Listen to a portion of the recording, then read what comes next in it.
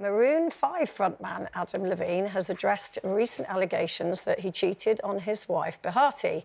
He said he didn't have an affair, but instead admits that he crossed the line. Far across that line? Well, yeah, but what crosses the line for you, Brenda? Everything crosses the line.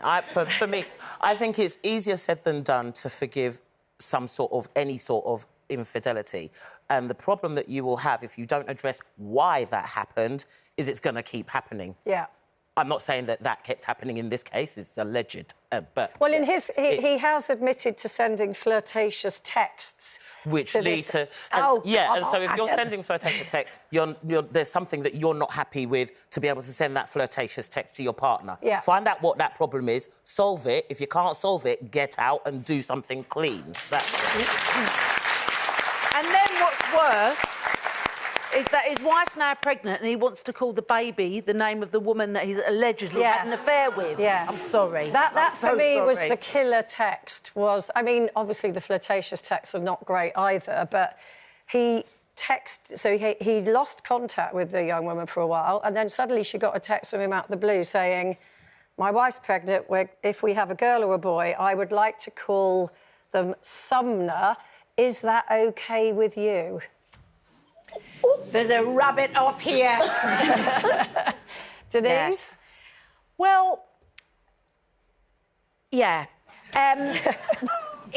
My life has changed out of all proportion, you know, for so many reasons. I don't recognise the person that I was several years ago. I've dealt with, you know, a lot of that. So my crossing the line boundaries have changed a lot. I will also say that there are some reasons that you stay with infidelities because there are children involved, very young and children. You think that you are doing the right thing. But now Lincoln and I have a relationship which is we're not jealous of each other. We're very open. We don't do anything to make each other jealous.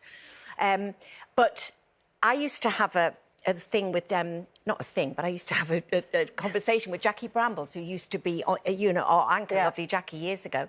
And she used to say that if her husband David so much as kissed somebody, that would be the end of their marriage. And I remember sitting here going, "Oh, don't be so utterly ridiculous. There's far worse things people could do to you than kiss somebody." Now I would smash Lincoln's face in and then leave, honestly, because I think that sexting is, to me, having an affair.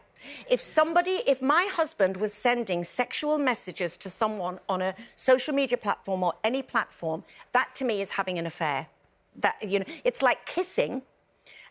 Kissing somebody is the most, you know, that wonderful, intimate part of a relationship. When you're doing the willies in foo-foos bit, that's not so emotional as the actual kissing. No, but it's not, is it, though?